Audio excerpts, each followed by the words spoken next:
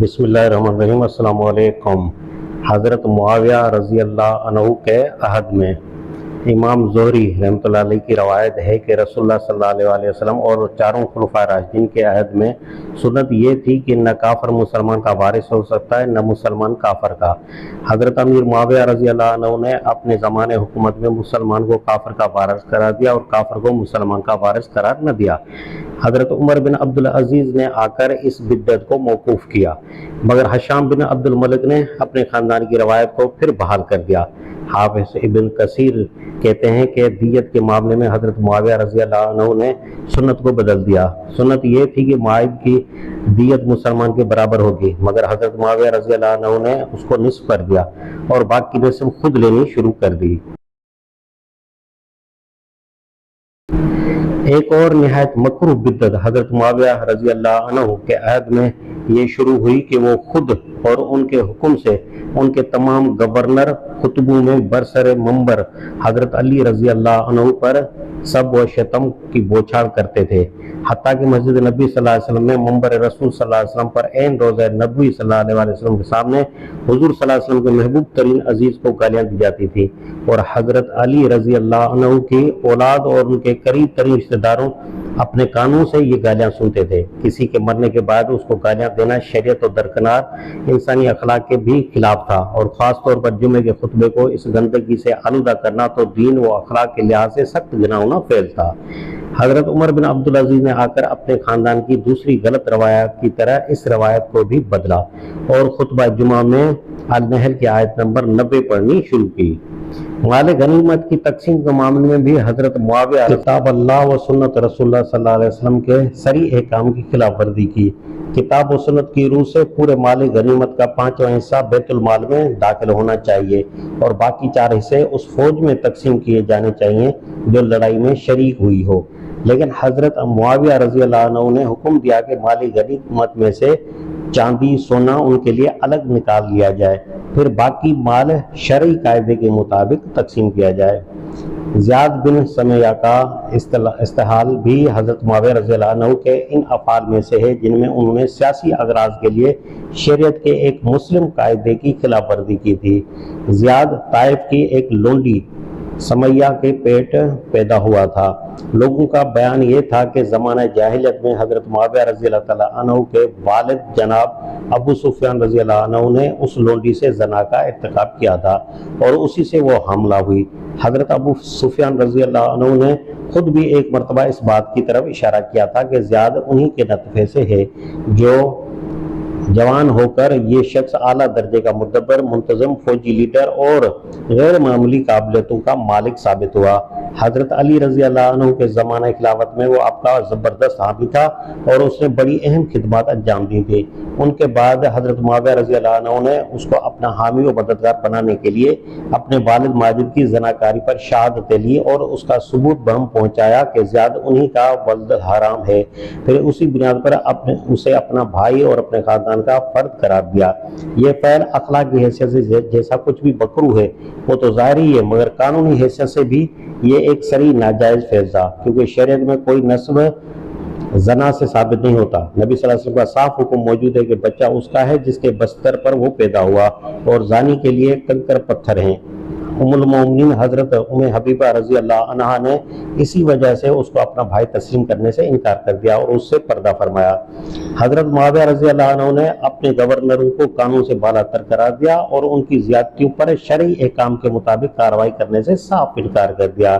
उनको गवर्नर अब्दुल्ला बिन उमर बिन गैलान एक मरतबा बसरे में मंबर पर खुतबा दे रहा था। एक शख्स ने दौरान खुतबा में उसको कंकर मार दिया। उस पर अब्दुल्ला ने उस शख्स को गिरफ्तार कराया और उसका हाथ कटवा दिया। हालांकि शरई कानून की रूह से ये ऐसा जुर्म न था जिस पर किसी का हाथ काट दिया जाए। हज़रत मुआविया रज़ी अल्लाह अन्हु के पास इस्तग़ासा किया गया तो उन्होंने फरमाया कि मैं हाथ की दियत तो बैतुल माल से अदा कर दूंगा, मगर मेरे आमाल से कसास लेने की कोई सबील नहीं। ज़ियाद को जब हज़रत मुआविया रज़ी अल्लाह अन्हु ने बसरे के साथ कोफे का भी गवर्नर मुकर्रर किया और वो पहली मरतबा खुतबा देने के लिए कोफे की जामे मस्जिद के मंबर पर खड़ा हुआ तो कुछ लोगों ने उस पर कंकर फेंके। उसने फौरन मस्जिद के दरवाजे बंद करा दिए और कंकर फेंकने वाले तमाम लोगों को, जिनकी तादाद 30 या 80 تک بیان کی جاتی ہے۔ گرفتار کرا کے اسی وقت ان کے ہاتھ کٹوا دیے، کوئی مقدمہ ان پر نہ چلایا گیا، کسی عدالت میں وہ پیش نہ کیے گئے، کوئی باقاعدہ قانونی شہادت ان کے خلاف پیش نہ ہوئی۔ گورنر نے محض اپنے انتظامی حکم سے اپنے لوگوں کو قطع ید کی سزا دے ڈالی، جس کے لیے قطعاً کوئی شرعی جواز نہ تھا، مگر دربار خلافت سے اس کا بھی کوئی نوٹس نہ لیا گیا۔ اس سے بڑھ کر ظالمانہ افعال بصر بن ارطا نے کیے، جسے حضرت معاویہ رضی اللہ عنہ نے پہلے حجاز و یمن کو حضرت علی رضی اللہ عنہ کے قبضے سے نکالنے کے لیے بھیجا تھا، اور پھر ہمدان پر قبضہ کرنے کے لیے نہ مامور کیا تھا۔ اس شخص نے یمن میں حضرت علی رضی اللہ عنہ کے گورنر عبید اللہ بن عباس رضی اللہ عنہ کے 2 چھوٹے بچوں کو پکڑ کر قتل کر دیا۔ ان بچوں کی ماں اس صدمے سے دیوانی ہو گئی۔ بنی کنانا کی ایک عورت جو یہ ظلم دیکھ رہی تھی چیخ اٹھی کہ مردوں کو تو تم نے قتل کر دیا، اب ان بچوں کو کس لیے قتل کر رہے ہو؟ بچے تو جاہلیت میں بھی نہیں مارے جاتے تھے۔ ابن ابی ارطاغ جو حکومت بچوں اور بوڑھوں کے قتل اور بے رحمی و برادر کشی کے بغیر قائم نہ ہو سکتی ہو، اس سے بری حکومت نہیں۔ اس کے بعد اسی ظالم شخص کو حضرت معاویہ رضی اللہ عنہ نے ہمدان پر حملہ کرنے کے لیے بھیجا، جو اس وقت حضرت علی رضی اللہ عنہ کے قبضے میں تھا۔ وہاں اس نے دوسری زیادتیوں کے ساتھ ایک ظلم عظیم یہ کیا کہ جنگ میں جو مسلمان عورتیں پکڑی گئی تھیں انہیں لونڈیا بنایا، حالانکہ شریعت میں اس کا قطعاً کوئی جواز نہیں۔ یہ ساری کارروائیاں گویا اس بات کا عملاً اعلان تھیں کہ اب گورنروں اور سپہ سالاروں کو ظلم کی کھلی چھوٹ ہے، اور سیاسی معاملات میں شریعت کی کسی حد کے وہ پابند نہیں ہیں۔ سر کاٹ کر ایک جگہ سے دوسری جگہ بھیجنے اور انتقام کے جوش میں لاشوں کی بے حرمتی کرنے کا وحشیانہ طریقہ بھی جو جاہلیت میں رائج تھا اور جسے اسلام نے مٹا دیا تھا، اسی دور میں مسلمانوں کے اندر شروع ہوا۔ سب سے پہلے سر جو زمانہ اسلام میں کاٹ کر لے جایا گیا وہ عمار بن یاسر رضی اللہ عنہ کا سر تھا۔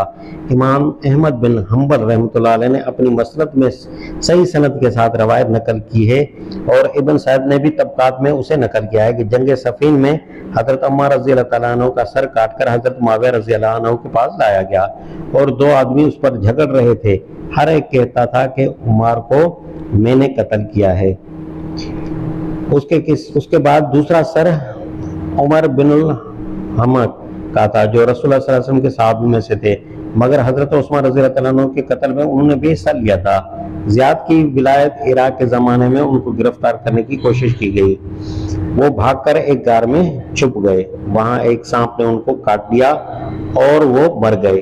تعاقب کرنے والے ان کی مردہ لاش کا سر کاٹ کر زیاد کے پاس گئے، اس نے حضرت معاویہ رضی اللہ عنہ کے پاس دمشق بھیج دیا، وہاں اسے برسرِ عام گشت کرایا گیا اور پھر لے جا کر ان کی بیوی کی گود میں ڈال دیا گیا۔ ایسا ہی وحشیانہ سلوک مصر میں محمد بن ابی بکر کے ساتھ کیا گیا، جو وہاں حضرت علی رضی اللہ عنہ کے گورنر تھے۔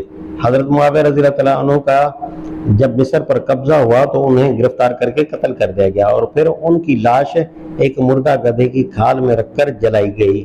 اس کے بعد تو یہ ایک مستقل طریقہ ہی بن گیا کہ جن لوگوں کو سیاسی انتقام کا بنا پر قتل کیا جائے، ان کے مرنے کے بعد ان کی لاش کو بھی معاف نہ کیا جائے۔ حضرت حسین رضی اللہ عنہ کا سر کاٹ کر کربلا سے کوفہ اور کوفہ سے دمشق لے جایا گیا، اور ان کی لاش پر گھوڑے دوڑا کر اسے روندا گیا۔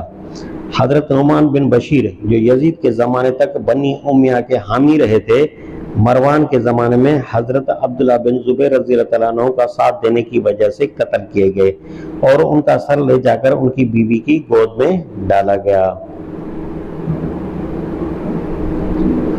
حضرت مصعب بن زبیر رضی اللہ عنہ کا سر کوفہ اور مصر میں پھیرایا گیا، پھر دمشق لے جا کر اسے منظر عام پر لٹکا دیا گیا۔ اس کے بعد شام کے شہروں میں اسے پھرانے کا ارادہ تھا، مگر خود عبدالملک بن مروان کی بیوی عتقہ بن یزید بن معاویہ نے اس پر سخت احتجاج کیا۔ اس نے کہا، جو کچھ تم نے اب تک کیا ہے کیا اس سے تمہارا دل ٹھنڈا نہ ہوا؟ اب اس کی نمائش کیوں کرتے پھر رہے ہو؟ پھر اس سر کو اتروا کر غسل دلوایا اور دفن کرا دیا۔ حضرت عبداللہ بن زبیر رضی اللہ عنہ اور ان کے رفقا عبداللہ بن صفوان اور عمارہ بن حزم کے ساتھ اس سے بھی زیادہ سخت وحشت و جاہلیت برتی گئی۔ ان کے سر کاٹ کر مکہ سے مدینہ اور مدینہ سے دمشق لے جائے گئے، جگہ جگہ ان کی نمائش کی گئی اور مکہ میں ان کی لاشیں کئی روز تک سولی پر لٹکتی رہیں، یہاں تک کہ وہ سڑ گئیں۔ قطع نظر اس سے کہ جن لوگوں کے مرنے کے بعد یہ سلوک ان کی لاشوں کے ساتھ کیا گیا وہ کس پائے کے لوگ تھے، سوال یہ ہے کہ کیا اسلام نے کسی کافر کے ساتھ بھی یہ برتاؤ کرنا جائز رکھا ہے؟